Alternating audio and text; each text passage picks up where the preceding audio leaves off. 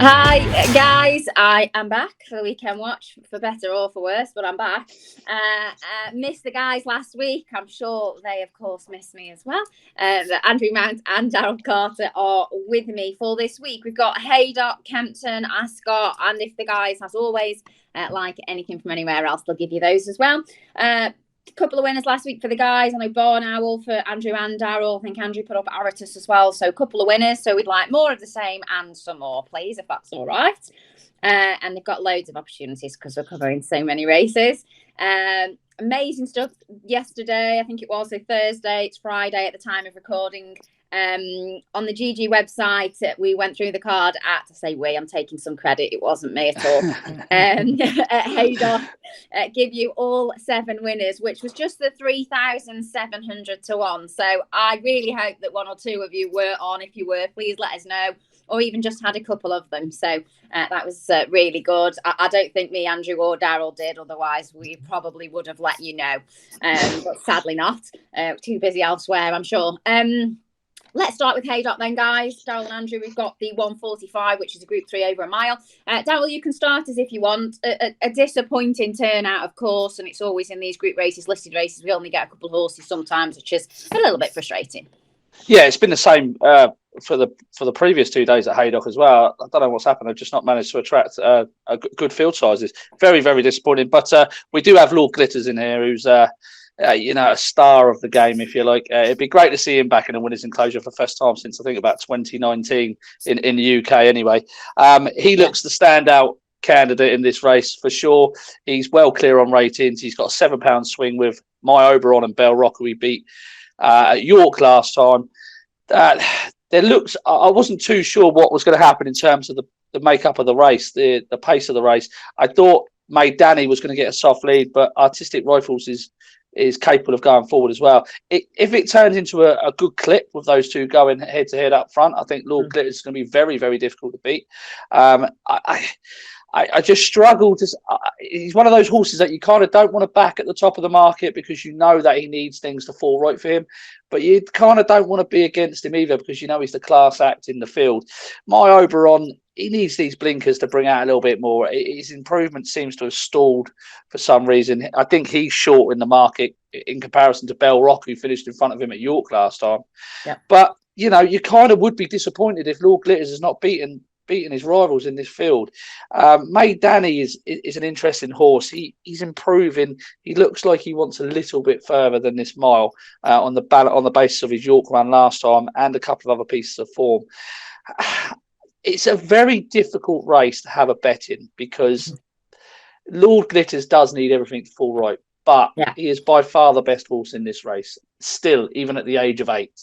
And he's got a £7 swing with 2 horses out of the 4 that he's beaten already last time out. So look, it'll be a tentative selection for Lord Glitters, simply on the class basis and the fact that if there's going to be any horse in here I want to cheer home, it's going to be Lord Glitters. But no, I'm not going to get involved in terms of a betting angle, and there won't be a tip on the column in this race. But I'd love to see Lord Glitters win. If he wins tomorrow, I've got a lovely picture of me with him at David O'Mara's. I'm stood outside the stable with him because I loved him because he's so pretty. So I'll post it perhaps if anyone wants to see it. As Daryl said, Andrew, My Oberon, if the form has kind of stalled a little bit, blinkers go on for the first time. Yeah, I think that's a negative as well. William Haggas has had 22 runners in Class 1 races fitted with first-time blinkers in the last 15 years. All 22 got beat. I mean, My Oberon has only won once since his novice victory. That came on his seasonal debut. He's arguably best when fresh. He isn't fresh here. And I thought 5-2 was very short. And I first looked at this race. I thought, Lord Glitter's fast ground will take him on. He's better on a softer surface. But what weird. Yeah, well, exactly. And that second behind Real World came on very quick ground at York, and that was his second highest ever Racing Post rating. You know, at the age of 8, and he only bettered that when he won the Queen Anne in 2019. But he also clocked a really good RPR at Meydan earlier this year. So he seems better than ever at the age of 8. He'll get away with the ground. I mean, if I was going to throw a tentative selection into the mix, it would be Artistic Rifles, just because he was a big eye catcher when he won the Spring Mile at Doncaster back in March, because he made the running into the headwind in a field of 20. And he's had 5 runs on turf for the Bethel Yard. He's won 4 of them. The only time he got beat was at York, where his forcing style wasn't suited to that track. So, I mean, May Danny is probably better in bigger fields. He won at Goodwood when taking a lead.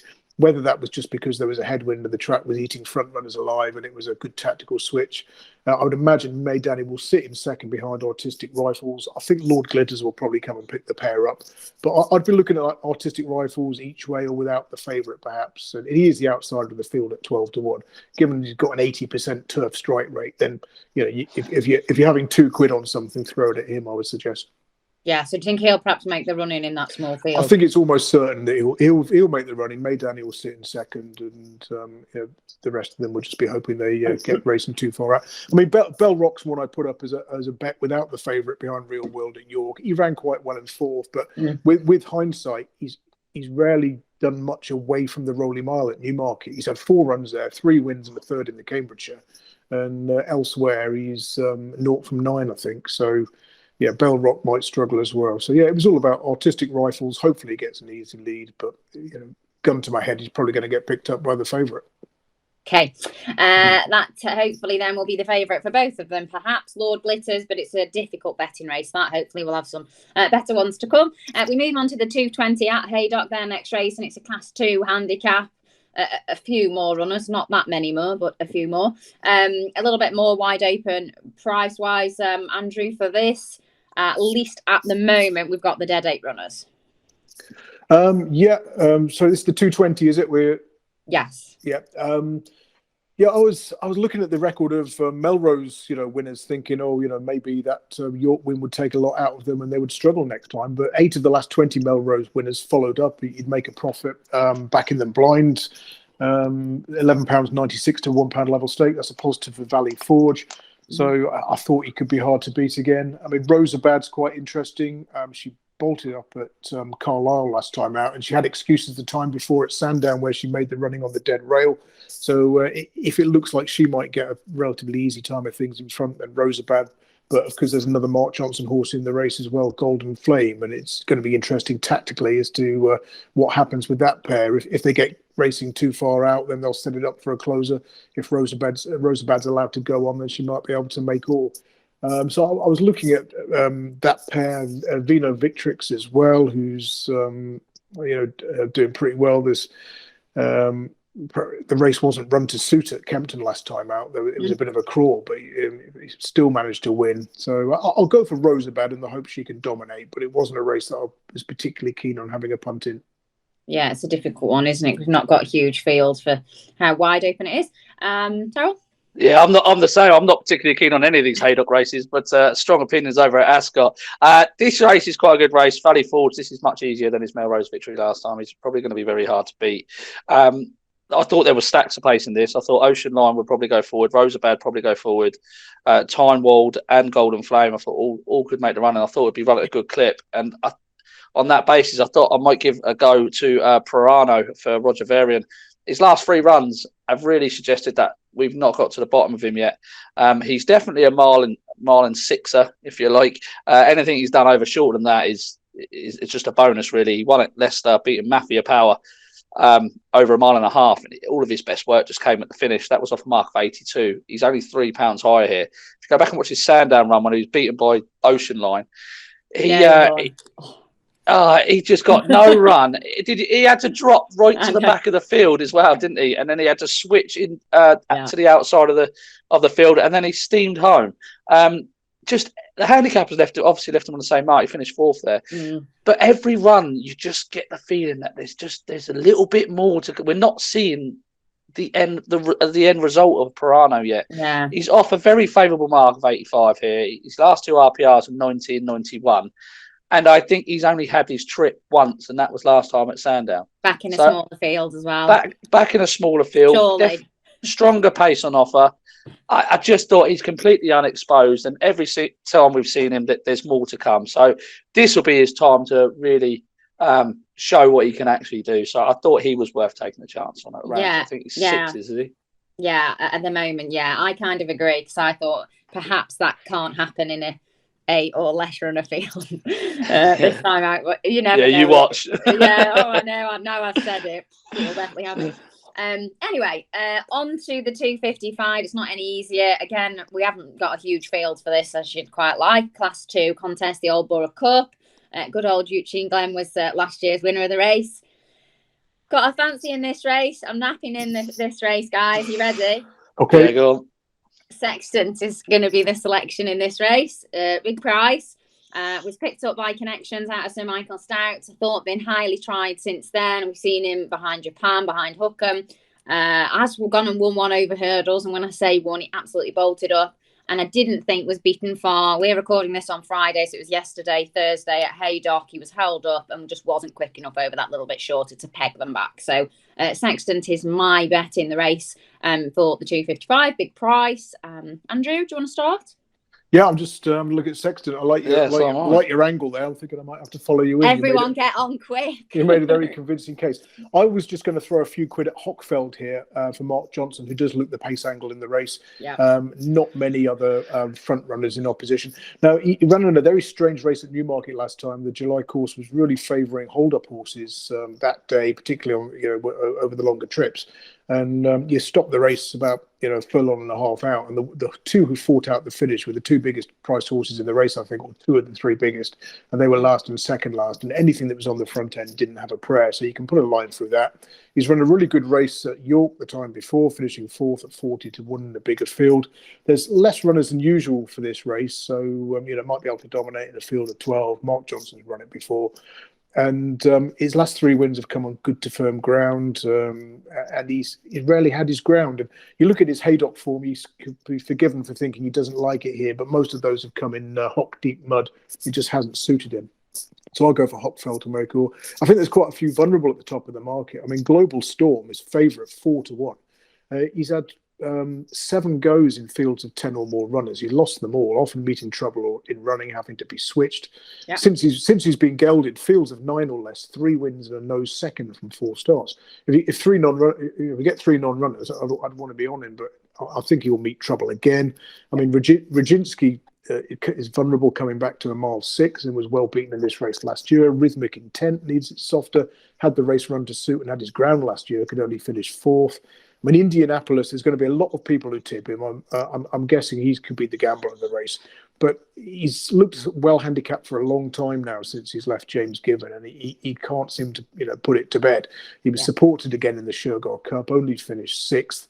And a few of the other hold-up horses in that race were flattered. Just Hubert, the winner's come out and won again since, and it might turn out that he did well to win that race on the front end. So Indianapolis, I mean, there's probably juice in the price at 8-1, 9-1, maybe for a saver, but it's just recent profile's not great. I mean, Autumn Sunrise, his stablemate, has lost his last 11 starts on the turf, and he's another sort of chronic excuse horse. Blew the start with a close second at Goodwood last time, and that will draw people in.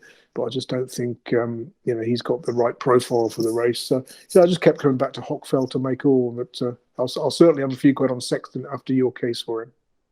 Thank you. Before we ask Daryl for his, got a bone to pick with Daryl anyway. I tipped up a 20-1 winner yesterday on Sky Sports Racing, and I saw on social media that Daryl said I put it up first as if I copied him.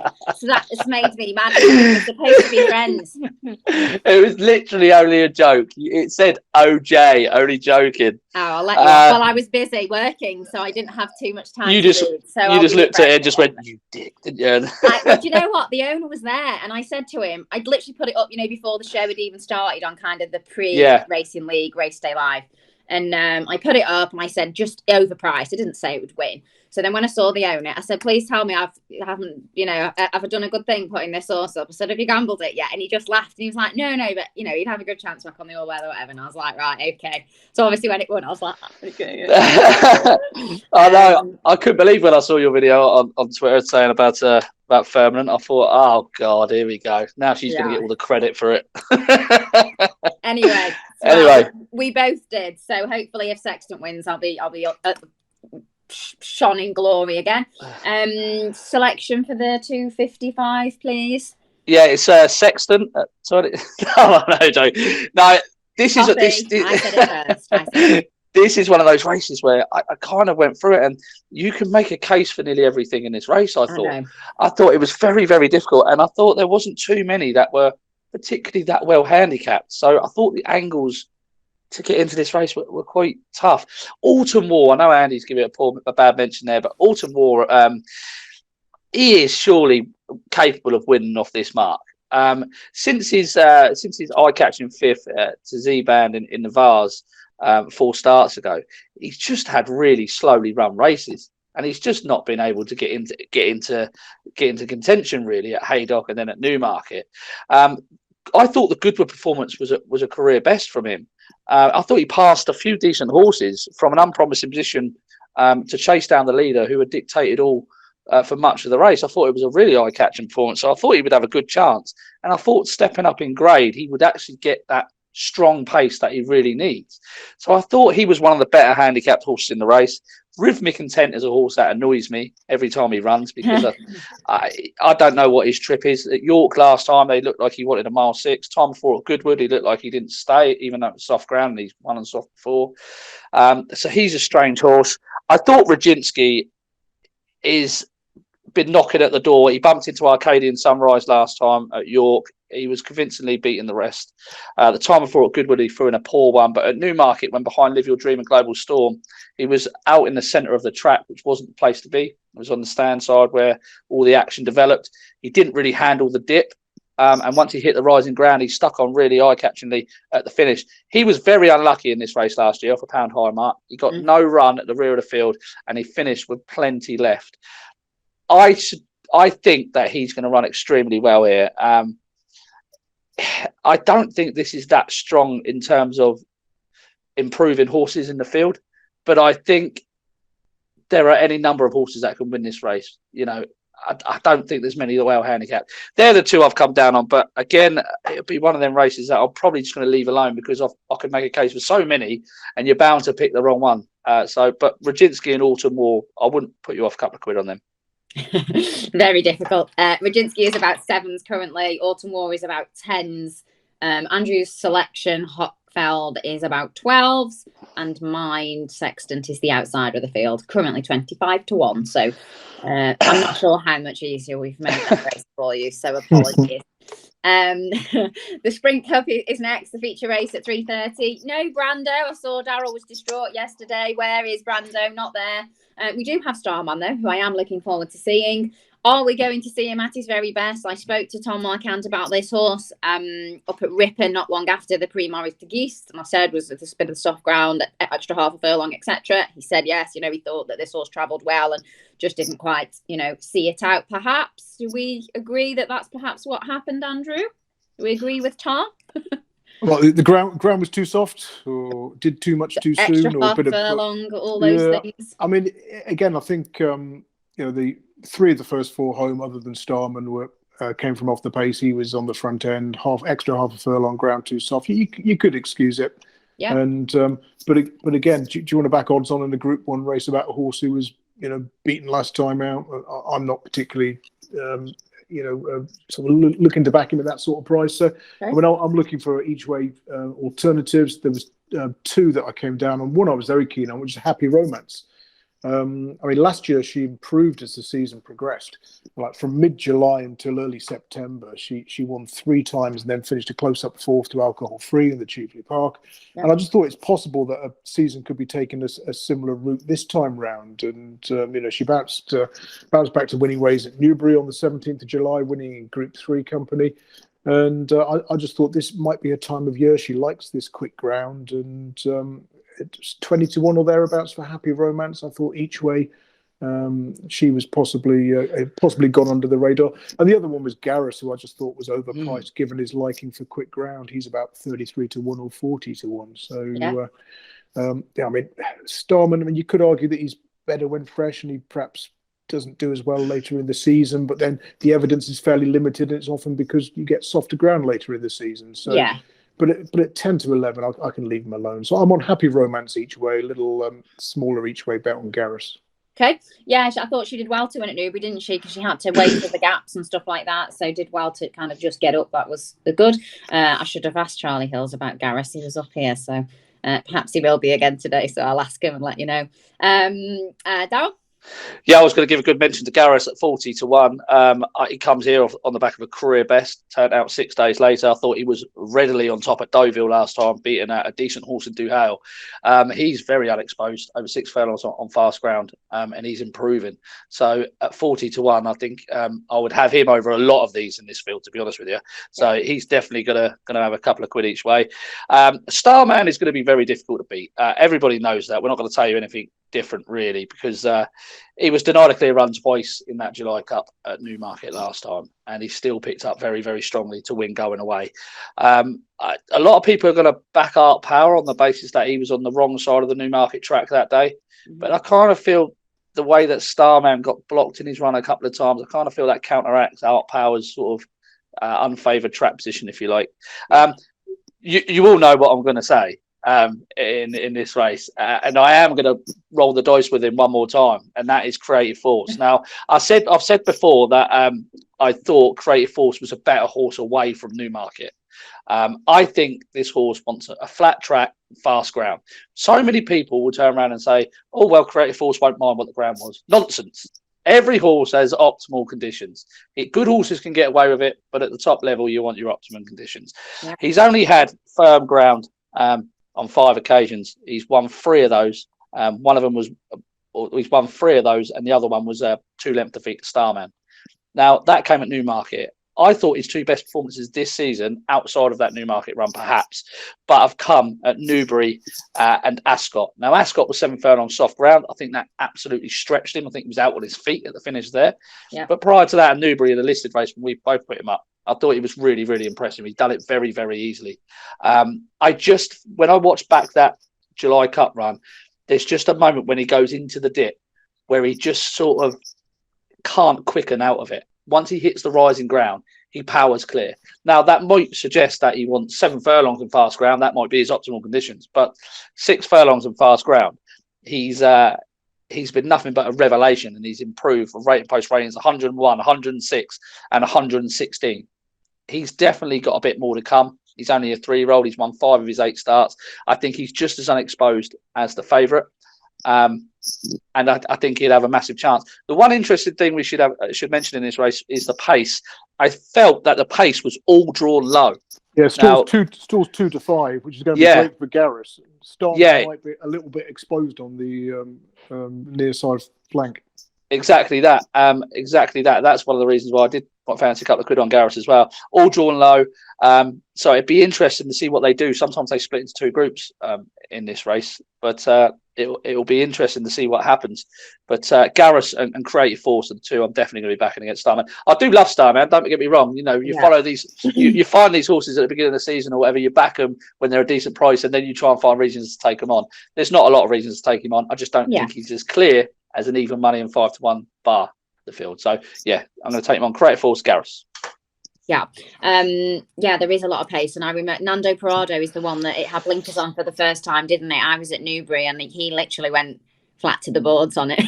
Yeah, it's a good decision, I think, by them dropping back to 6. No, and try and do something on him, be proactive and actually get him involved in a race. Exactly. I mean, this is his first run at 6 furlongs since he finished a 2-length second to Campanelle in the pre-morning last year. So Frankie's on and not Adam. I prefer Adam riding for Clive than Frankie. I think if you back Nando Parado for a place and Frankie's on board, it won't finish placed because he won't try once it starts stopping. So yeah.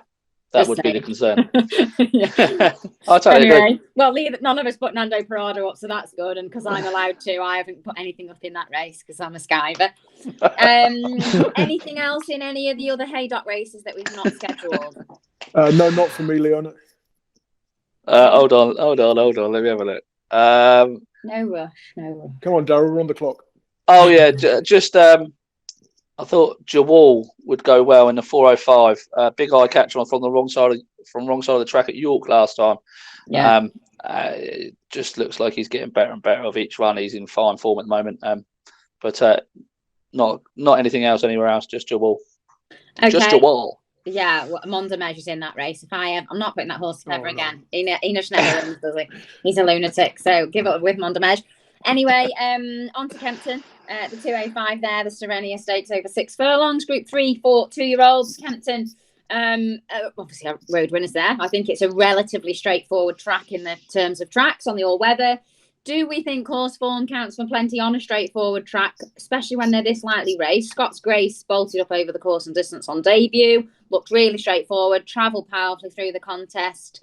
I'm sure you both can tell me all the reasons now why this horse isn't shorter, because I thought he would be, Daryl. Totally agree. Scott's Grace would be my selection in this. A lot of these are going around a bend for the first time. I do think horse form is very important at Kempton. A lot of horses go away, and when they return to Kempton, they show improved form or they bounce back. I thought Scott's Grace was really impressive. I don't think we've had a standout 2-year-old performance this year, and that includes a lot of these. I think we're looking, and that's probably one of the reasons we're drawn to Scott's Grace, is we're looking for that sort of standout performance. But I was really impressed with what Scott's Grace did, and I thought the final 3 furlong time at Kempton was on par with around a 90 rated horse. So for a debut run, I thought it was very impressive. Drawn well in stall 6, going to be ridden promptly, not going to be ridden for luck. Kind of very straightforward. So yeah, I kind of like that. I didn't think this track would suit the likes of Nymphadora or Wings of War. There's one in there called Eve Lodge, the outsider of the field, who I was hoping was going for a handicap at some point, but they've thrown Eve Lodge in here. Could be a bit of a danger, stepping up to 6 furlongs for the first time. But I thought Scott's Grace had plenty of speed, whereas I don't think a lot of these have shown that sort of sharp turn of foot or anything like that. And just the way Scott's Grace cornered at Kempton, I just thought this could turn out to be a sort of a course specialist going forward. But I'm hoping for a big standout performance, and I think that's going to come from Scott's Grace. Yeah, me too. I know it's quite wide open as regards the betting. Of course, we saw Mighty Gurkha in this race last year. We're kind of 4-1 a couple, and then 5-1 a couple. Scott's Grace is about 5-1. Andrew?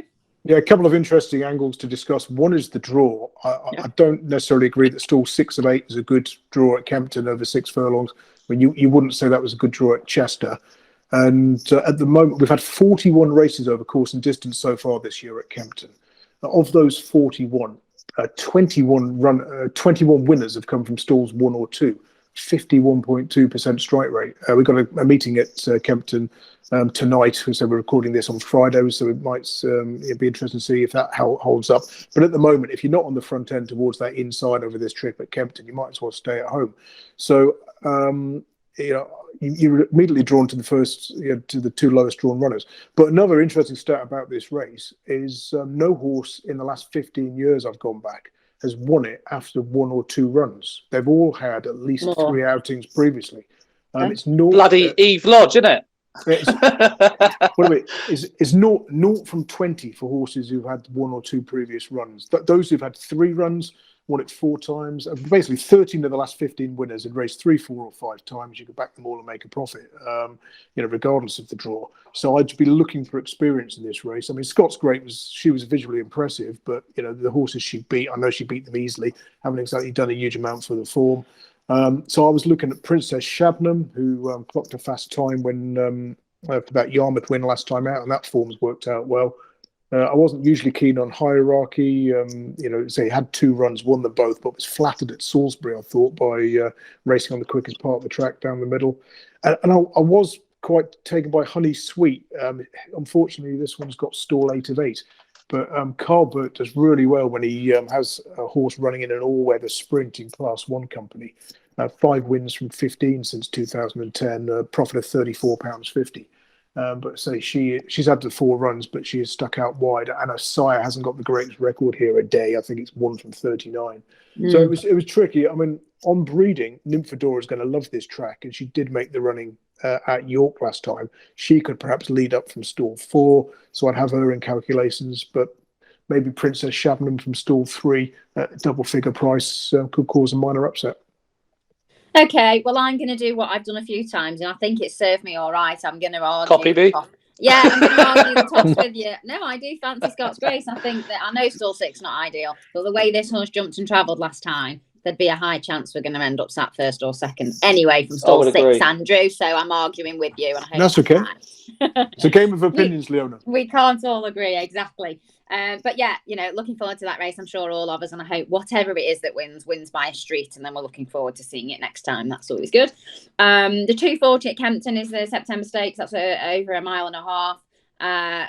Hookham, we're going to see again. And this tongue tie seems to have made such a difference. We see horses, it can stop them being so keen. It can help with their breathing. Just some horses, it just really turns them around, Andrew. And Hookham does seem to have taken to it very well. Yeah, he's a horse we all seem to be fans of, and I think we've all tipped him at various stages when he's been one of the races we've discussed. I'll be siding with him again. I think it might be a race to sort of play sort of each way, 2 places, or without the favourite. I mean, Prince of Arran, we know how his season sort of unravels. It's basically all roads lead to Melbourne for the Melbourne Cup, and but he was only just beaten for second in this race last year, beaten 7 lengths and ahead behind Enable, and he's running it more than once. And again, the year before he was only just beaten for second. So maybe Prince of Arran will be ridden just as a prep for bigger targets later in the autumn, and might sort of come through and pick up the pieces and grab second behind Hookham. Pick up a pecker, pickle pecker, Peter That's Pecker. easy for me to say. I've not been drinking, honestly. Only the Diet Coke. Not very bad. Daryl. Yeah, I heard Charlie. I heard Charlie Fellows on Sky Sport. I think it was Sky Sports or Racing TV or something earlier this week, and he was talking about Prince of Arran, who's obviously going through all these. You're right, Leonna. Was going through all of these.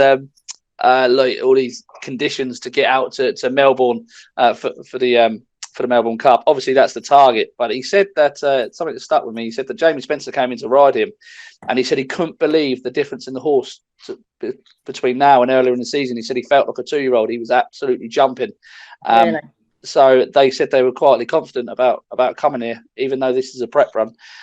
So I mean, you shouldn't take what trainers say, on the face of it. But I thought this race was not really bet worthy, but I thought he was interesting given that he was 12-1. Hamish is been off 444 days, 42 days. But that money that came for him for the Ebor, that must have been significant to suggest that they thought that he was going to run a big race there. This is his first time on the all-weather. I think he has enough question marks to answer over this shorter trip as well. So perhaps they're just going to get a run into him and then go on from there. I didn't think Hookham loved this track when he ran it. Now, I know he won in really eye-catching fashion, like picked up from the clouds and came really strong late. But I thought against better horses, he might get left behind here. He's a lovely horse, but I'm just not entirely convinced about the track for him. I do think he's picked up they've cherry-picked a couple of races for him as well. I know we've tipped him and backed him and stuff, but I do think they've cherry-picked some decent races.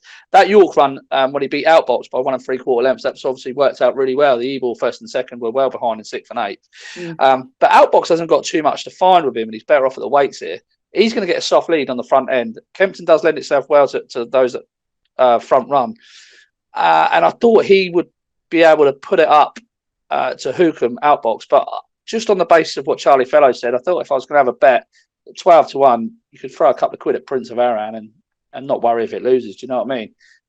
He's a lovely horse, Prince of Arran. But let's just touch on Foxtail because he's the only one we haven't mentioned. What a nightmare that horse is! What an absolute Windsor last week. My God, have you ever seen a horse that doesn't want to run? Watch Foxtail. My goodness me. He'll probably win now. But yeah, I'm babbling on. Prince of Arran, I'll have a couple of quid on him. I thought Outbox would run well as well, front running. Yeah, I completely agree with the whole prep run thing, but he is getting older now, isn't he? So as in he's 8 years old, if you could win races, you'd want to, I think, now. I think so, yeah. Yeah, it's all right prepping when they've got younger legs and you've got years to come further down the line, but he's getting a bit old now, no offence to him. Yeah, I think back him each way, 3-1 the place is not bad, is it? Yeah, he's probably going to be second or third, finishing to good effect. Yeah. Anything else in any of the other races at Kempton? Yeah, there's Lilkian who running in the 1 o'clock. who's got a fantastic record on the all-weather at this time of year. It's had 7 runs on synthetics in August and September, 5 wins and a narrow second from those 7 starts. And not best drawn in stall 7, but does look the only pace. And I thought Lilkian would just get across and make all.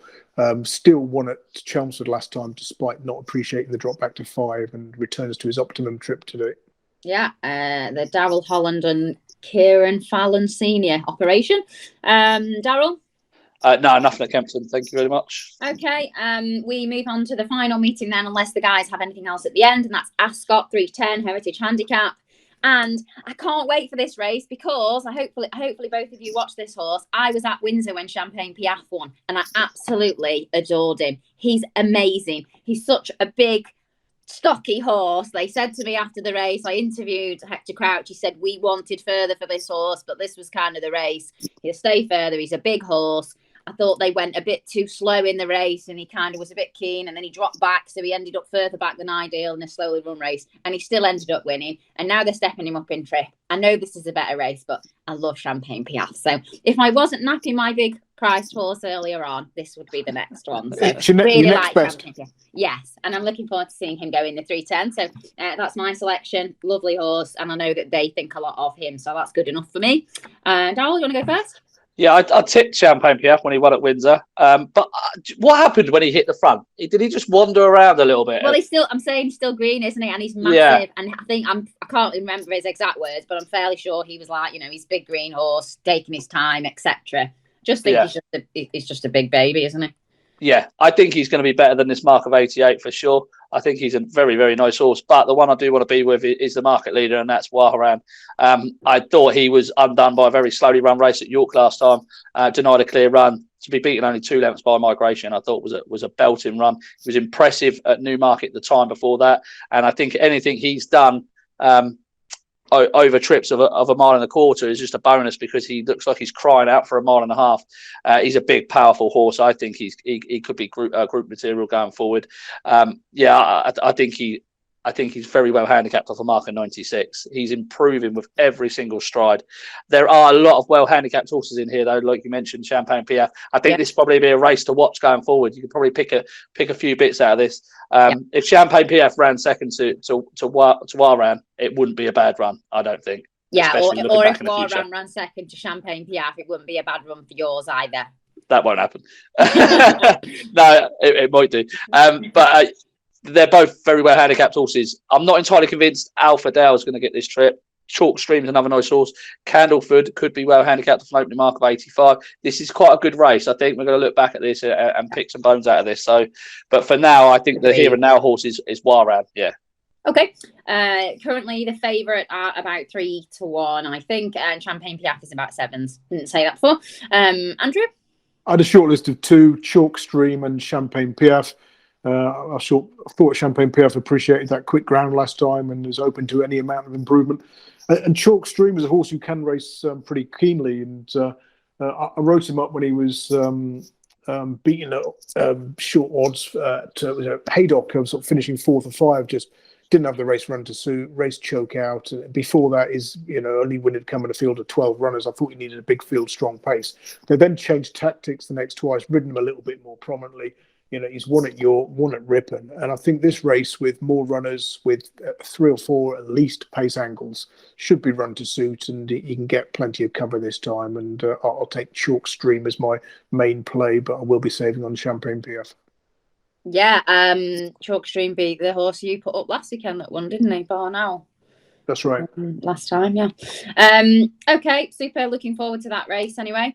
The other race from Ascot is there next, 3:45 Class 2 handicap. That's over 7 furlongs. Another ridiculously difficult race, I could imagine. Got documenting last year's winner reopposing. Daryl, would you like to go first? Yeah, my nap runs in here. And it's Silver Samurai, double figure price. This horse caught the eye big time last time behind Aratus, a subsequent winner. got no run, had to switch wide again, and stayed on quite strongly. This horse has not had many goes on good to firm ground. This is the key to this horse. It has been. He's been on my radar for a very long time. His penultimate start at Newmarket, he bombed out, but I'd forgive that. He's run 2 poor races now at Newmarket. Prior to that, he won very easily off a mark of 83 at Doncaster, being Admiralty. He's only £4 higher here. Prior to that, though, he's run on heavy ground, good to soft, and then twice on the all-weather. His other run on good to firm ground came at Redcar over a mile when he was rated 79. He beat Count of Amazonia, who's now rated 104. This horse has got a lot more to come. That was a career best at Newbury last time. He didn't get the rub of the green there. And he has run a really good race here at Haydock before, albeit on ground slower than ideal when he chased home Finer Sound, when Finer Sound was rated 82. He's obviously rated 101 now. I think he's got a massive chance. I think there's enough pace in here to suit. Who's the pace coming from, Daryl? Well, I thought that Bashir would go forward. I thought Maxi Boy would go on the front end.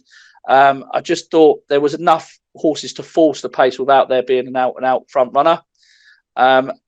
And Silver Samurai, for me, I just think he's one of the better handicapped horses in the race. I know Via Serendipity's in fine heart at the moment, but I can't get away from Silver Samurai. Double figure price after that run behind Aritis. How do you say his name? Aritis. Who won next time out at Goodwood, yeah. So good to firm ground, 7 furlongs, stiff 7 furlongs at Ascot. Spot on for him. Okay, yeah. I thought another one that I sat out of because I was just like, oh my goodness. Andrew? I've napped Silver Samurai in Racing and Football Outlook this week. And you're joking. I put him up as a bet last time on the strength of the fact that he was favourite and finished last of 6 at Newmarket the time before. That was in the extraordinaire top secret race where every winner at Newmarket that day made all pretty much, and Top Secret performed miracles to finish second in that race from off the pace. I've stuck him up as a nap next time. He's got beaten a nose at Newbury over a mile after switching to the dead rail on the stand side. It's probably cost him the race. But even so, that was still good form because Nini's Choice, the winner of that race, went in again at Salisbury on Thursday this week. Yeah. So that Silver Samurai Top Secret form's excellent. Silver Samurai is the pick because he's a bigger price. Top Secret's worth a saver, and I certainly wouldn't put you off the forecast because they've run in the same races before, both running well in defeat. So 12 to 1 and 13 to 2. Probably going to be sort of 70 quid forecast. Maxi Boy, I've had a tiny saver on just because he does look the only pace angle. I mean, Bashir's been ridden patiently the last twice.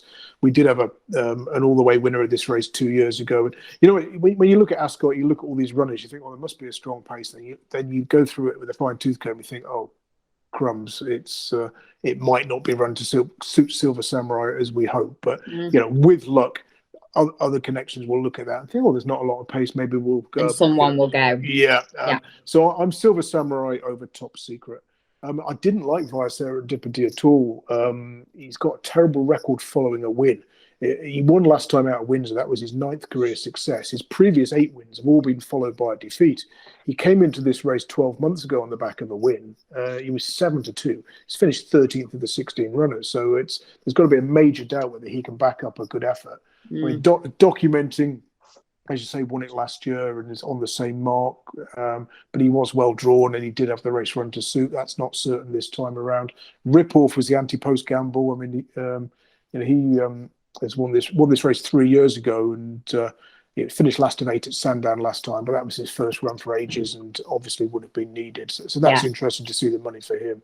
But yeah, Silver Samurai, come on, just let's hope there's a gallop on, and he can beat Top Secret by a neck, and we all get the forecast. Okay, let's hope so. That's in that 3:45 at Ascot then. Anything else at Ascot? Either? Not for me. The 420 is a really good fillies handicap. Sunrise Valley's been given an open mark of 85. Now, could be well ahead of that. But I'm going to stick with a proven form of Passionova off a mark of 92. I thought chasing home Waliak last time on soft ground was well worth upgrading, considering she wants a quick surface. Yeah. Beat Sweet Enough, giving her £7 prior to that. Sweet Enough's now rated 93. I thought she was a bit of proven form in the race, and I thought she had a lot more to come. But it wouldn't surprise me if this Sunrise Valley goes off a short price because this stout Fallon handicap Davidson, probably popular, but I'm going to stick with Passionova.